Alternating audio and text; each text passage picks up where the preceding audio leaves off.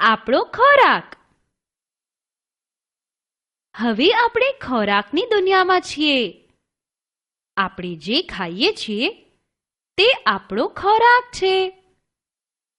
આપણને બધાને ખોરાક ખાવાનું ખૂબ ગમે છે. આપણને ખોરાક વનસ્પતિ અને પ્રાણીઓમાંથી મળે છે. જ્યારે આપણે ખાવાની ચીજ વસ્તુઓ કરિયાણાની દુકાન કે સુપરમાર્કેટમાંથી ખરીદીએ છીએ, સૌથી જરૂરી એ છે કે આપણે જે ખોરાક ખાઈએ છીએ તે આપણને શક્તિ આપે અને આપણી વૃદ્ધિ થાય તેવો હોવો જોઈએ. મને ફળો, ચોકલેટ, આઈસ્ક્રીમ અને કેક ખાવાનું ખૂબ જ ગમે છે. ખાલી વિચારો, જો આપણું ઘર કેન્ડી, કેક, ચોકલેટ અને બિસ્કિટથી ભરેલું હોય તો? ચાલો હવે પૌષ્ટિક આહારને મળીએ. જે ખોરાક આપણને તંદુરસ્ત અને શક્તિશાળી બનાવે તેને પૌષ્ટિક આહાર કહેવાય. જેમ કે દૂધ, ફળો, શાકભાજી, ઈંડા, ચીઝ, ભાત, રોટલી વગેરે.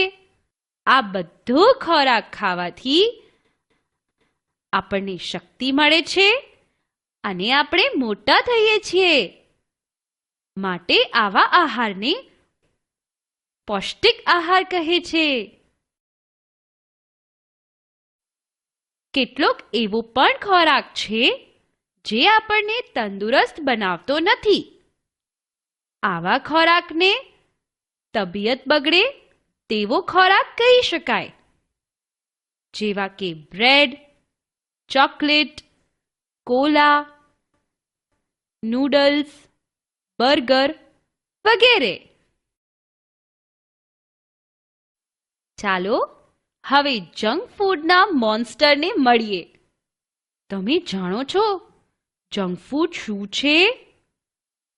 તે એવા પ્રકારનો ખોરાક છે જે આપણને તંદુરસ્ત બનાવતો નથી, પરંતુ જંક ફૂડનો મોન્સ્ટર ખોરાકને ખૂબ જ સ્વાદિષ્ટ બનાવી દે છે અને તેથી આપણે આપણી તંદુરસ્તીની પરવા કર્યા વિના જંક ફૂડ ઝપટવા માંડીએ છીએ, જેવા કે કોલા,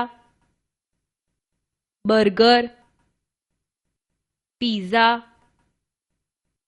કેન્ડી, ચોકલેટ, કેક વગેરે. દોસ્તો, તમે જાણો છો ખોરાકને બીજી બે રીતે પણ જુદા પાડી શકાય છે, અને તે છે શાકાહાર અને માંસાહાર. દૂધ, દૂધની બનાવટો, અનાજ, કઠોળ, ફળો, શાકભાજી વગેરેમાંથી બનતો ખોરાક શાકાહાર ગણાય છે. જે આવો ખોરાક ખાય તેને શાકાહારી કહે છે. ચિકન, માછલી, માંસ અને માંસમાંથી બનતી બીજી ખાવાની ચીજવસ્તુઓ માંસાહાર કહેવાય છે. આવો ખોરાક ખાનારાને માંસાહારી કહે છે. ઘણા લોકો શાકાહારી ખોરાક લે છે પણ ઈંડા ખાય છે. તેવા લોકોને ઈંડાહારી કહે છે. ટૂંકમાં આપણે જે ખાઈએ છીએ તે આપણો ખોરાક કહેવાય છે. આપણે હંમેશા પૌષ્ટિક ખોરાક ખાવો જોઈએ, જેવા કે દૂધ, શાકભાજી, ફળો વગેરે, અને અપૌષ્ટિક આહાર તથા જંક ફૂડ ખાવાનું ટાળવું જોઈએ, જેવું કે પીઝા, બર્ગર વગેરે.